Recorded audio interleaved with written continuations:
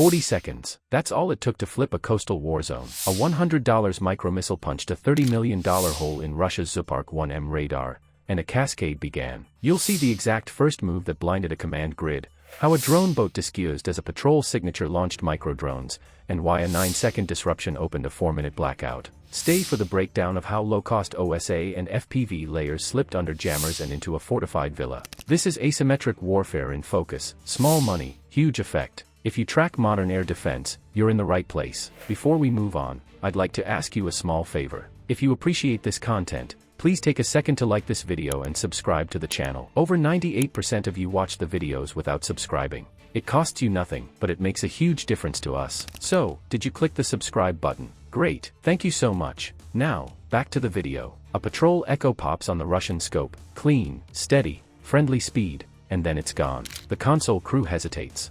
Why does a $30 million sensor miss the kill shot in the next 9 seconds? Zupark 1M sits inside a layered coastal grid, not as a lone radar but as the cue giver. It sweeps low water and near shore, looks for surface wakes, tags small shapes that blend into waves, and feeds tracks to the shooters behind it. Think of it as the eye that tells the fists where to swing. On quiet nights it sorts fishing skiffs from patrol boats. On hot nights it separates clutter from a threat. Tonight, a small Ukrainian drone boat named Crate V7 rolls into that net with the calm of a local patrol. Its signature is trimmed to pass, not heavy, not loud. It carries small teeth instead of big steel, a clutch of OSA scouts, a few FPV strikers, one recon sensor, plus a single R-17C Spear micromissile. The loadout says finesse. The mission card says don't blink. Targeting energy infrastructure and power stations in some 29 areas from the eastern Donetsk region to the Kiev region. Air raid alerts rang across the country as Ukraine came under a wave of drones and missiles,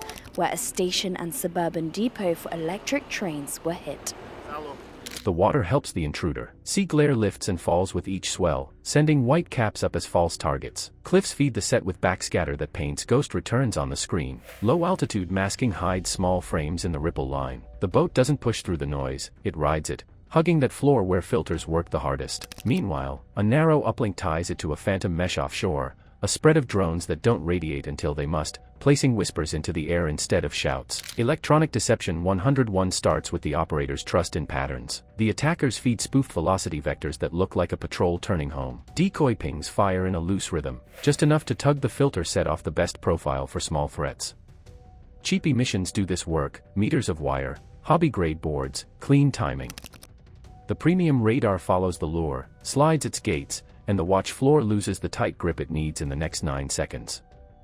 At exactly T0, the R-17C Spear lifts out of the boat. Small cross-section, trim shape, it schemes just above chop, then climbs in a crisp, preloaded arc. The flight plan isn't a hull kill, it's a face shot on the radar array. One job, touch the dish, crack the front end, and dump the screen into snow. If it misses, it still forces a mode switch. If it hits, silence. This isn't a mission to break the grid, it's a mission to bend it. Denial beats destruction when you're counting seconds. If you paralyze the eye, even briefly, the rest of the body misfires, track managers wait, fire units hold, and any manned jet keyed to those tracks turns the wrong way. So what do 40 seconds buy in a contested littoral? For air defenses, it's one queue gone to waste.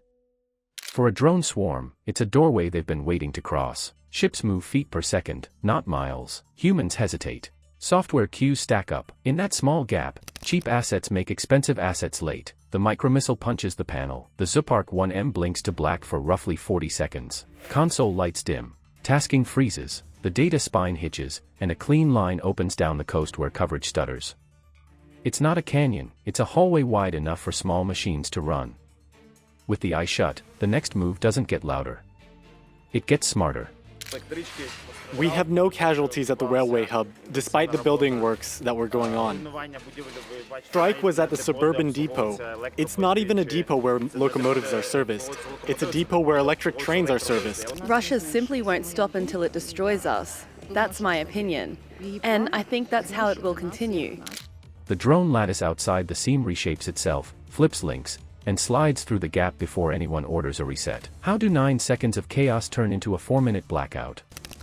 With the radar stunned, 8 OSA-X drones peel into bands like a drill team.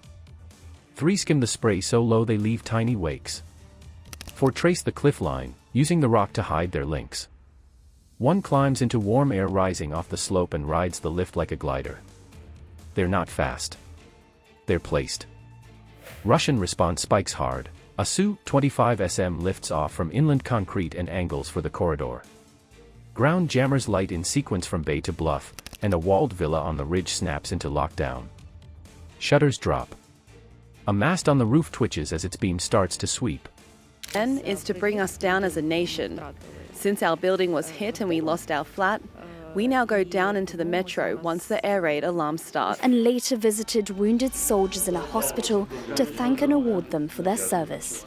The attack comes as Ukraine celebrates its Armed Forces Day. At a ceremony, President Zelensky addressed his That villa is the hidden coordinator for local FPVs, the brain that hands out targets near the port.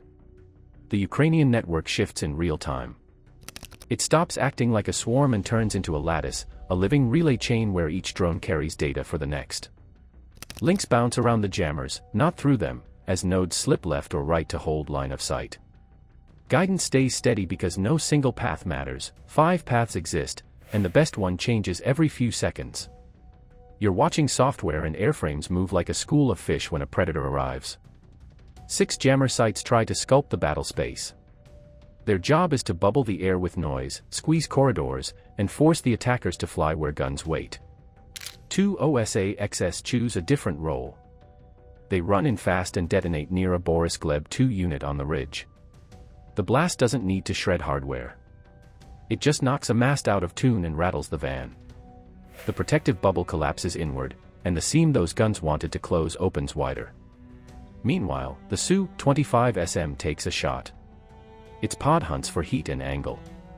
A tiny thermoflare pod flips on under one drone and throws a chunky plume behind it.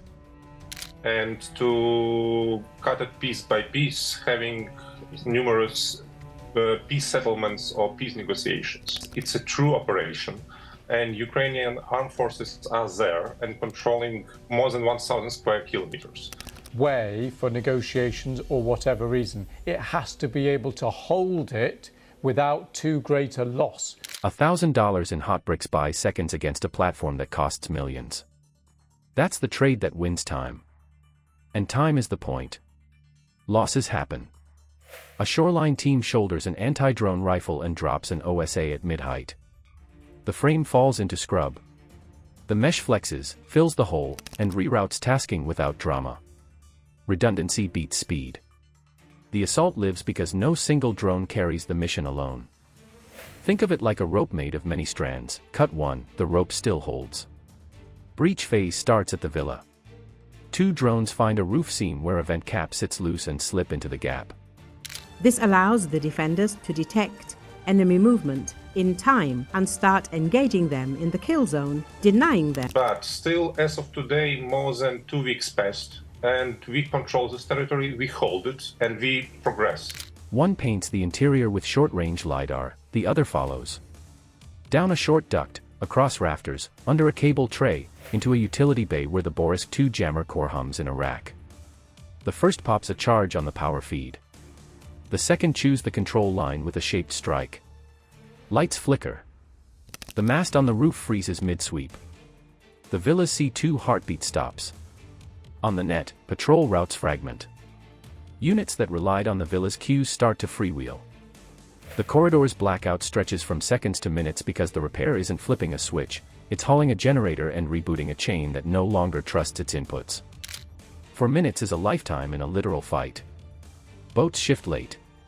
Interceptors hunt ghosts. The lattice keeps the lane open without yelling. With the grid disrupted and air assets miscuing, the next problem is simple and brutal. Outside the shield sits a high-value ship that needs radar to feel safe. A cheap drone, a straight line, and a sea-level path now describe the threat. A $100 strike buys 40 seconds. Those seconds buy a blackout that redraws a coastline. That's cost asymmetry writing the fight in real time. You saw how a small punch froze a sensor net, stalled command lanes, and let cheap airframes cut a path to a ship. That is the new math: deny, disorient, then deliver. Comment your choice below: 1 exquisite sensor, or 10 cheap tools that blinded at the worst moment. If you study modern air defense, subscribe now. When cheap drones outthink million-dollar shields, the bill lands on routes, cargo, and civilians who live by the sea. The next move sets their risk.